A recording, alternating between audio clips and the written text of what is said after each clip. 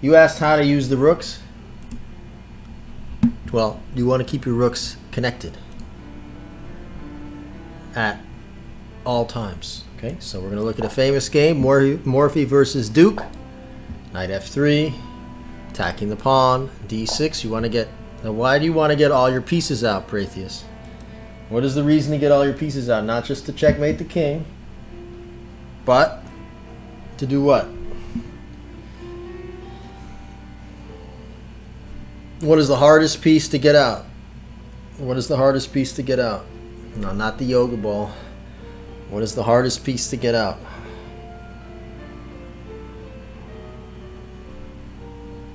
The rooks, because they come out last. Okay, so I will notice a lot of beginners, they don't know how to connect their rooks. You want your rooks talking to each other, communicating. No, not communicating like that, Just Lover. I mean actually communicating. I mean not actually receiving signals like electrically or wirelessly or however. No, like actually communicating. Okay. All right. So knight f3, d6. So we get the rook, we get the knight out, and when I was taught this, my coach told me that the knight is one step closer to connecting these two rooks. So every move you make, you connect the rooks. Okay, so d4, attacking the pawn. He should take it. I'm not going to get into the details. Bishop g4, it's not a good move because it doesn't really defend the pawn. We can take here, and if he takes back here, we take on d8, and we win the e5 pawn. So after takes here, really, he should actually gambit this pawn like this, but we're not going to get into that. Instead, he takes on f3, and now queen takes f3. So they need to be communicated, and as a result of this, we're gaining time, we're gaining our lead in development, and this brings us one step closer to connecting the rooks. One of the keys to Gambit play, Morra Gambit in general, is getting your rooks into the game when the opponent's rooks are not into the game. So what you do is you sacrifice a pawn or a piece, and in return you get two rooks attacking for free, and your opponent doesn't have any rooks. So sometimes those extra two rooks are worth a piece or more, and that's what happens. I'm going to show you first in this game. Take, and now bishop c4, attacking on f7. The other theme for this game I've talked about before is the weak light squares. Okay, so all his light squares are weak. So we have two bishops because he gave up his bishop, and now every light square is weak. So I would say the main themes are connecting the rooks, lead in development, safe king, and the light squares. Yeah. Okay, so bishop c4. If he goes queen f6, queen b3, b6, knight c3, attacking d5, c6, and now you can play knight d5, attacking on light squares. And if he takes, then check, and then check, and take. Yeah, this is, I've taught this game, but from different, I would teach it to every student if they're beginner or if they're master. So you can teach it in many different ways, depending on the level of the student. You could take this way. So, and if he goes back, then again, knight takes b6, and attack on the light squares. All right.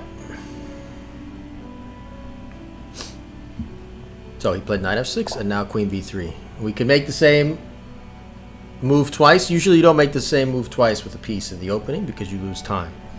But here you can do it because he has made the same move twice. Okay. The first person who taught me this game was my first professional coach. I am Calvin Blocker, and he did it in an amazing way. And since then, I teach it in different ways myself. Bishop g4. Okay, so take. Knight f6, and now queen b3. Now if he tries to defend this f7 pawn, which is more important, b7 or f7? Well, f7 is more important. Because if he defends like this, then he gets checkmated on light squares, yes? Okay, so that's checkmate. Now if he defends with queen d7 on light squares, then we take here. If he tries to defend like this, Protheus, what do you do in this position? Do you check with the queen or do you something else? I think the spaghetti squash is banned. I cooked it real bad. I cooked it in a banned way.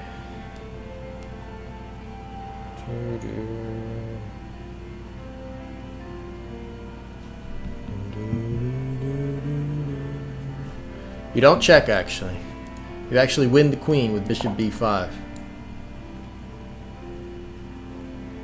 And you win on light squares. Okay, so that would be the better moves. The other thing this game teaches is looking for the truth in chess. You don't just go for the first move on your mind. It's the key lesson. When you see a good move, you stop, think, and you look for a better one. Unless it's me and I see mate in one and then I don't play it and I look for a worse move.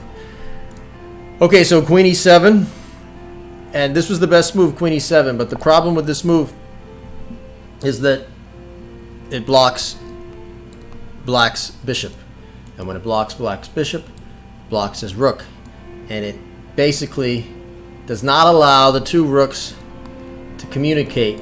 They don't get to speak together in that magical way ever again.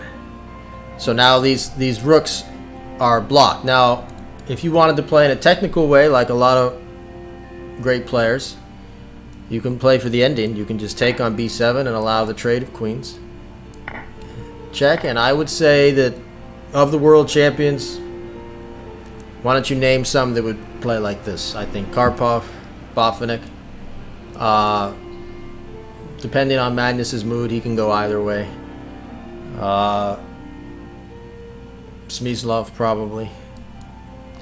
Right? But now, the players who would not trade queens, Tal, Alyoshin, probably Kasparov.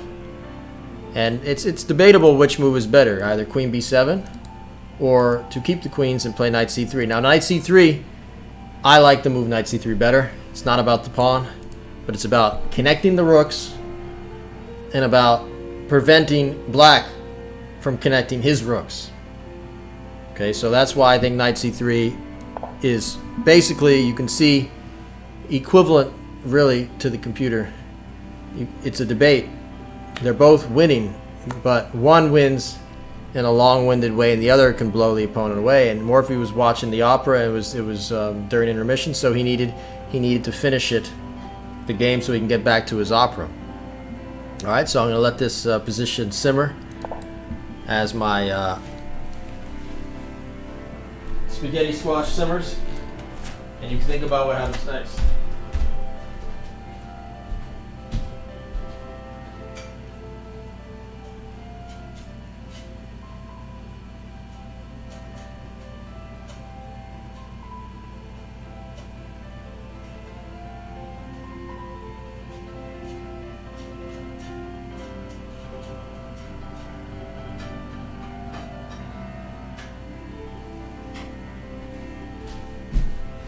But yeah, I mean, we're viewing this game with the idea of connecting the rooks. That's what we're doing. We're viewing this with the idea of connecting the rooks. Yeah, choose your own adventure, like the series. You can go this way, and you know it's one experience where you win in 40, 50 moves, or you can go knight c3 and see what happens. Now the issue for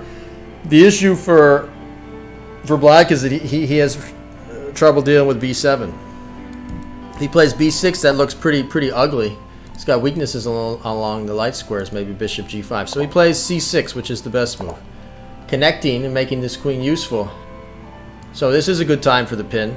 And you don't put the bishop here, you don't put it here, you want your pieces to take up the maximum, at their peak, where they cover the most territory. That's the key. You want your pieces to do the most work and your opponents to do nothing.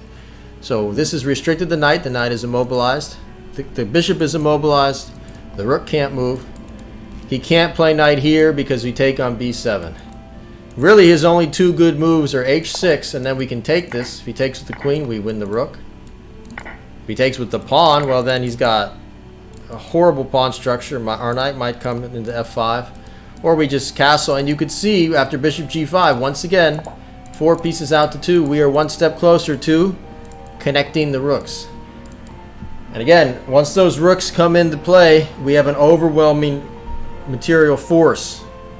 And one of the keys to winning quickly in under 20 moves is playing with your rooks quickly and making sure the opponent can't castle and your rooks just flood the center.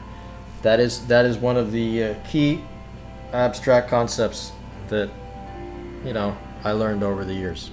Okay, sounds basic, but a lot of people forget it. Bishop G5, maybe best move is Knight A6, but then you can take here and his structure is destroyed, and again we can castle. So those were the two best moves. Yeah, but what happens? Black violated principles. He played B5. You do not attack. You do not lash out when you have no development because you're inviting more weaknesses. It's human nature to, if you're in a tough position, to kind of trying to get out of it, but the best way to get out of it is to try and hunker down, maybe play like Queen C7, something like this. So this, as you can see, the rooks are connected, and when I teach it, I draw a line. As they get connected, they get very powerful, and I'm going to show you one of my games after, and then you're going to understand. So B5, and do we retreat? Protheus? No, we don't retreat. So obviously we're going to sacrifice on B5. We want our rooks to come in, but which piece are we going to take, with the bishop or the knight?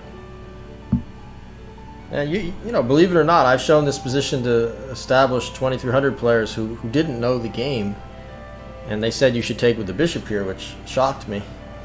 But the knight is meant to be sacrificed here, really. This bishop is so powerful with all the light squared potential. You would never want to give up the bishop here. And you can see the difference. Knight takes is totally winning, +6, and bishop takes is only equal. So how many of you in the chat thought about taking with the bishop? Be honest. I know there are a few of you out there, and that's okay. But you can see the difference. Knight takes, totally winning. And if he takes, which he did, then check. And now if he plays King D8, well, now we can castle. And you see the rooks are starting to connect. We can castle this way, but we castle here with force. And yeah, there you go. It's good, honest mocker there. So check, and you see the rooks are totally connected. Rook D3, the rooks start coming into the game. Okay, so he blocked Knight D7, and of course, Morphy didn't castle this way. He connected the rooks and castled this way. So basically, white has sacrificed a piece, but in return, he's up, I would say, 2 rooks, at least. Because if black castles this way, you have no pawn center, no safety. Check, and mate on the light squares. Okay? And I cannot stress how important this, enough how important this game is. His knights are immobilized, so he's down 2 knights. They're both pinned. And he's down 2 rooks when he plays Rook D7. Now, I say he's down these pieces because he's down at this moment, and it's temporary. So if white dilly-dallies and does nothing and plays H3, A3, and just sits around and blithers away his advantage, then black will have enough material. For example, black can play Queen E6, Bishop E7, and get castled. So those are 2 moves that he can get out. But again, our rooks have the, you know, are connected, and so now sacrifice on light squares. Now with the bishop, you want to keep the pin, work the pin, and rook takes D7, bringing the other rook in. He can't take with the knight, so he plays Rook D7, and now Rook D1, and now every piece is immobilized. Knight, rook, and it's totally over. You can see the evaluation. You know, if he plays Queen E6, which he did, you could actually take on F6, and if he takes on B3, then 2 bishops, checkmate.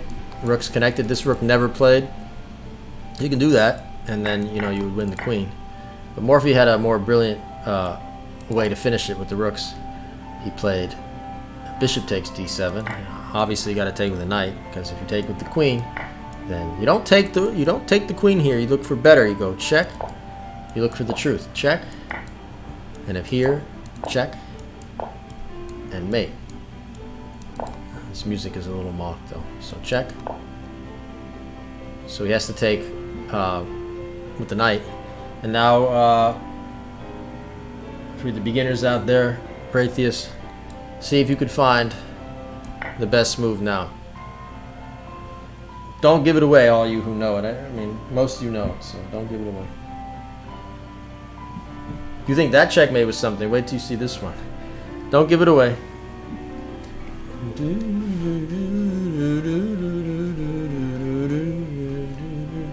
mean, most of you know, so let's give the... Fortunately, Andromeda's not here to shout out the answer. So yes, the rooks are connected. Black's rooks are not connected. So queen b8, double exclam, beautiful move. How many of you have never seen this game? Every chess player who's learning chess, wants to play chess, should see this game, should be exposed to this game. This is a must. This is like a great work of art in history.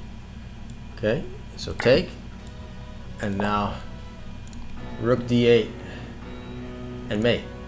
Now, because you asked me about how to use rooks, I'm going to now show you a game of mine where we use the rooks.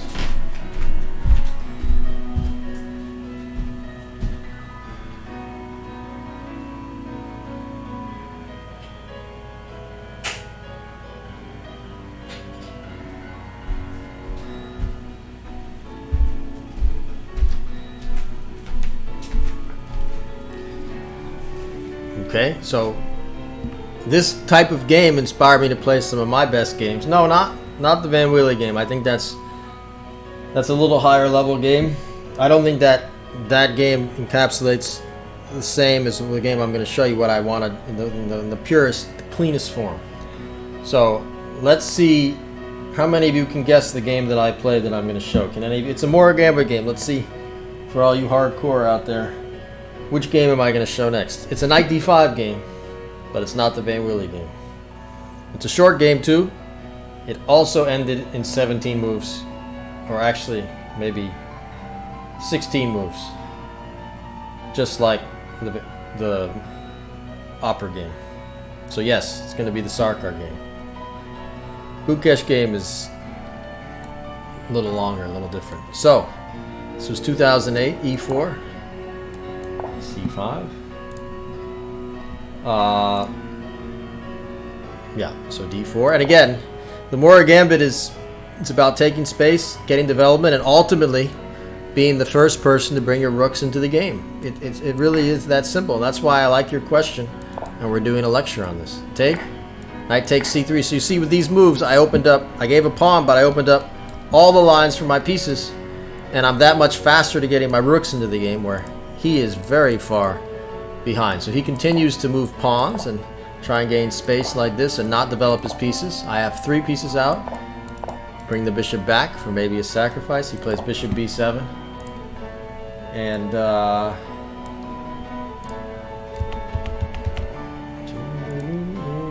And yeah. So he plays bishop b7. He's threatening to play b4. And it used to be that this was a threat, and you had to defend it like queen e2. That was considered a theory, to defend this guy and waste time. But my queen is not ideal here, really, unless you can play rook d1 and pin the queen. But here in this setup, the queen might have a safe zone to get away, so it's really not ideal to do that. And black's also threatening to try and take this bishop and get the 2 bishops and hurry up. I used to play queen e2 until Calvin and I started analyzing it. I mean, you see some players, if you play a gambit and you're worried about b4 and you play a move like a3, you might as well not bother. Don't play gambit. Just, go ahead and play a3 on move 1. Just don't bother. Because if you make a move like this, you don't have the spirit. You're not in the right mindset to play a gambit. I've seen some coaches, they talk about, play a move like h3 or a3. No, that is not for that. You have to be prepared to risk it all. So castles. And after b4, again, players used to play knight a4. But yeah. Well, I called it into the deep. Yeah, there's no name. I mean, you can, I don't know. That's what I called it, into the deep. I just made the name. Bishop e4 and rook e1. And, the rooks are connected, but he can go back to c6 and Black is okay. He's developing his pieces. Yeah, well, no, I've seen a lot of guys play a3, and it's sad. But castles, and now b4.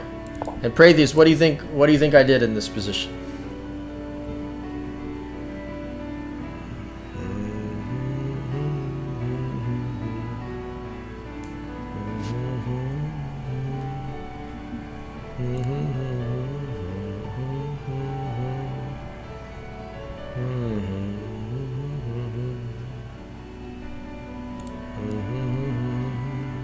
Yeah, so again, I want my rook on the king, so I played knight d5, knight to d5. And I'm not going to get into all the details of this.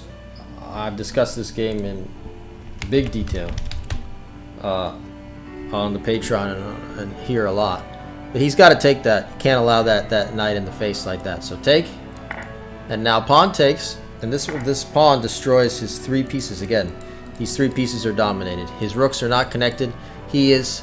How many moves is he away from connecting his rooks? Well, he can't move the knight, so that's, I don't know. At least he's got to move something. 1, 2, 3, 4, 5, 6. 6 moves away minimum. Meanwhile, we have rook e1, d6 check coming. So if he plays knight f6, rook e1, d6, and he's resigning. So he's never going to finish his development. And all of this is for a piece. All of this is for a piece, and that's why the computer already knows that white is better. And that line is a little mocked. It's actually better than that for white. So that's why white's a piece down. But who cares? It's just a piece. If you know how to attack properly, white's dominating. And for example, if bishop d6, rook e1 check, knight e7, knight g5, he's not connected. Threatening knight e4. So castles, queen h5, h6, knight e4. Bishop h6, and he just never, you know, the rooks are coming. The rooks are coming, right? So, you know, if he plays, I don't know, f5, you can play knight here. You can even play knight g5. I mean, you know, you could even take here, and when he takes here, you can do this check, and when he does this, you can take on e7. When he does this, you play d6. Can't get out of the mate. Okay, so, and notice that his rook is sleeping the whole time. Those are some lines. And there's another line, a graphic variation. Queen d4, knight f6, knight h4. I've lectured on this. Knight f5 is coming. Queen c7. And again, his rooks are not connected. And when the rooks are not connected, they're also back rank weaknesses. There are all sorts of weaknesses. So queen f6, and this involves our rook that's connected. Queen takes f6, exclam, check, and mate. This is also called Morphy's mate. This is a variation of Morphy's mate. If you see the game Paulson Morphy, 1857, it's also about connecting the rooks. So check out the game Paulson Morphy, where he has basically sacks his queen on f3. It's the same thing, same theme. So that's another nice line. Okay, so take, and now d6 was played by Sarkar. I could play rook e1, knight d4. I played queen d4. Again, this is to prevent him from developing and finish his development, because if he plays bishop e7, then I take on g7. If he does this, he's disconnected. Check. And masterfuge don't get banned, okay? You know, back in the day, the scandals of the 18th century in chess was, well, you guys know about the Turk, right? When nobody could believe that this was happening. There was a chess playing machine called the Turk, and it was an automaton. It was a machine, and it was like, I don't know, at a carnival, and there was this, it would play automatically somehow, the mechanical Turk, and it would mock you, and the machine would beat you, and no one could believe it was magic. No one could believe, you know, that this was happening. It turned out that there was a person inside the machine making the moves, and that was the scandals of the 19th century. Now we have other scandals. Okay, so now we have more mocks. Okay, so knight f6, sadly, knight f6, and now he's threatening to play bishop e7, and he's threatening the castle, right? So we can't allow him to connect his rooks. And this is the essence of winning quickly and dominating in playing, you know, romantic miniature chess and just crushing a guy under 20 moves. Don't let his rooks play. Okay, so queen b4, hitting this, and now say he plays queen d7, I have bishop a4. So let's say he plays queen c7. I could actually play any one of these bishop moves and connect the rooks. So even if I were to play bishop h6, I'd still have an advantage, which is unreal. But that's stacking a second piece, and I'm showing you the value of these connected rooks. I would say they're connected and they're unopposed. Connected and unopposed rooks. Okay? That is the key. Black's rooks are not playing. If you think about it, how many squares are these rooks capable of attacking? 1, 2, 3, 4, 5, 6, 7, 8, 9, 10, 11, 12, 13, 14, 15, 16, and a king. At least. Okay? So that's 16 squares. These rooks not doing anything, so that's just for a piece or two. So obviously, if you are able to make that work in the short run, then you're winning. I mean, bishop here, take. Yeah, I mean, I just gave a piece, but it's so bad that, you know, if he goes, he has nowhere to move his queen, for example. So bishop g5 is also good. I played bishop f4, which is dominating. He could have maybe played a5 to try and distract me a little bit. He should have. He didn't do it. If he does bishop e7, I hit him with rook c1. Again, the queen is under fire. Can't move. If he moves here, I take on b7. So what can he do, right? So he plays knight d7, desperately trying to get his pieces out, trying to connect those rooks, but we don't give him time to connect the rooks. You know, it's connecting the rooks is equivalent of boxing, since we're talking about chess boxing. If you see like Tyson fighting, for example, you just don't let the guy get balanced, never let him set his feet, and you just basically knock him out before the second round even begins. You just never give him any balance, and you're just stalking the king. There's no balance, and then one punch after the other and knockout. It's basically the equivalent, because we have the rooks out and he doesn't have them out. So bishop f4, do not let them castle. That's the key. Bishop f4, knight d7. I mean, some of my best games, I just had this mindset, just attacking mindset. Do not let the guy get his king out of the center. Do not let him get his king out of the center, and that produced some of my best games. Now here, rook e1. He can't play knight e5 because we take. Well, we don't. We can even do this. I mean, we could take, but we could play rook c1 too. So we can't do that. Yeah, I mean, this is really bad. Check, get out of there, and I mean, this is terrible. I mean, you could even take here. You could even take here. Check, he's pinned. You could even check here if you want.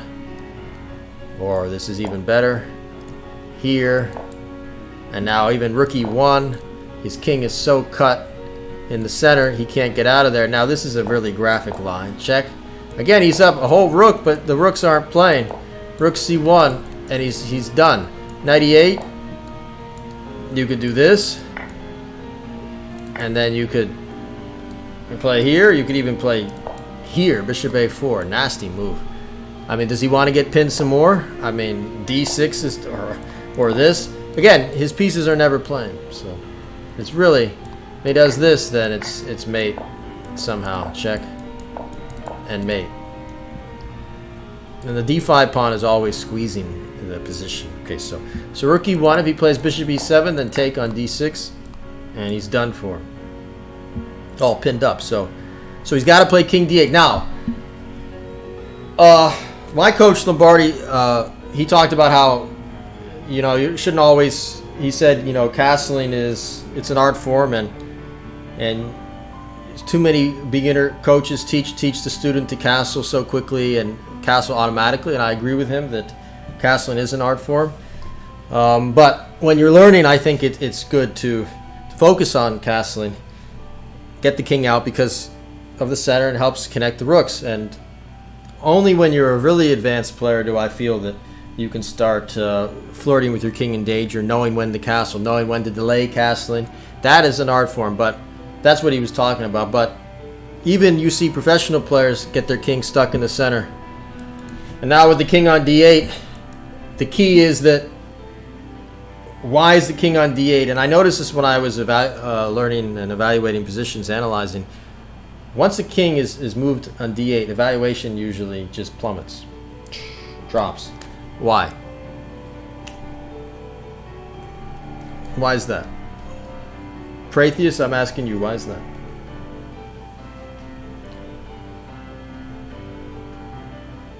Oh, the d5 square? That's a good question. But yeah, Zaitsev talked to me about that. No, it's because he can no longer castle. He can no longer connect his rooks ever. They're never going to be communicating. They're never going to be talking to each other. When you castle, you connect it. There used to be a time in chess where the rules were that when you castled, I think it was early 18th century, there's a variant when you castled, the rook went to e1 just to get the rook, and it was considered too fast, so they banned that. But even the castling, the rook would just have the option of, I think, going to e1 as well. But that's the point. You bring the rooks to the center, right? So,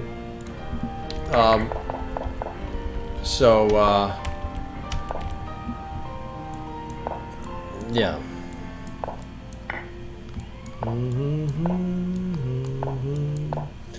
Okay, so king d8. He can never get his rooks connected. If he ever wanted to get his rooks connected, he'd have to maybe play a move like king c7. So his king has no home. There's no king safety. And we bring our other rook into the game. So we're down a piece, but look at our rooks. They're controlling all the key central squares. And if he plays knight c5, we sack a rook. Rook takes c5. If he takes, we take with check. So the queen doesn't matter. And if he takes here, then we take here. And knight g5, and he's done. So, my opponent, after rook c1, played queen b6. And this is why I think this is one of the most graphic games that I played, which illustrates the power of the rooks. So, Protheus, you see the rooks? You had a question, and now you see these rooks? Look at the power of these rooks controlling all those squares. So I ask you now, do you defend the queen? Yeah, d3 is banned. Do you defend the queen, or do you do something else? If you're white, do you defend the queen, or do you do something else? I gotta turn this. There you go.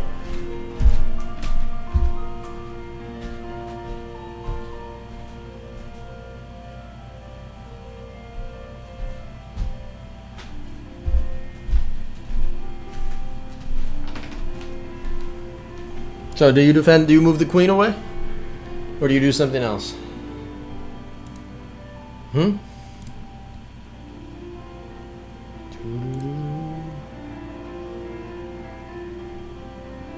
Yes. So we don't move the queen because the king is, all the squares are gone. So all we need is one check and it's mate. So GP Bear is as bad as Andromeda when it comes to shouting out moves when he knows the answer. He's as mocked as his favorite Andromeda. We could ban him too, but he's a mod, so we can't do that. So, no. Sorry, but not sorry, right? So, reminds me of when I show chess problems in public and everyone's shouting out the answer, but usually they shout out like 20 answers, but they never get the right one. But you could only say it one time. But in this case, you did get the right move. So, knight g5, and my opponent resigned in 16 moves. And again, this is because of the power of the rooks. He's down a piece and he resigned. The rooks are not playing. My rooks are up playing. You know, look at how powerful they are. Again, controlling the entire board. Threatening knight f7, so that if he plays queen b4, it's mate. Knight takes f7. And it gets even juicier. If he plays knight e5 to stop it, then we take the queen for free. And if he tries to block with bishop e7, he resigned because of knight f7 and knight d6 check, and we pick up everything. That's why he resigned, but you could be even more brutal. You could play bishop takes d6. You can play bishop takes d6, nasty move. If he takes, mate. If he takes here, check, take, and wins. Or you could be even more mocked if you want. And you can do this, really showing the power of the rooks. And this is the move I would want to make. Really in the face. Queen takes d6. queen takes d6, and this is a move that really shows just the utter helplessness of the black position. So that if he plays bishop d6 again, it's mate. If he plays queen d6, then we take. He can't take because it's mate. It really highlights the power of the rooks.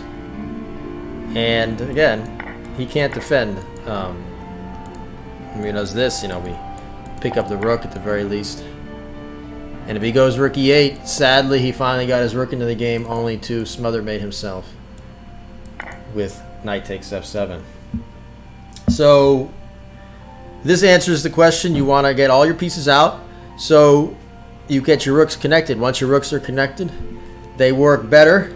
Usually you want to see the rooks connected on the back rank. That's where they're churning up, making the most use of their power. If they're not on the back rank, often you want them on the 7th rank. 7th heaven, pigs on the 7th, because you're usually eating up, gobbling up all of the opponent's pawns or hitting pieces where in the enemy camp with the heavy damage. But usually on the back rank, working connected together, usually controlling open lines where they can do the most damage. If you do lift a rook to the king side, usually you want it on the opponent's king, eyeing the king, and where it can do damage that way. But that should answer the question. So thanks for that and for the wild train. And let's move on.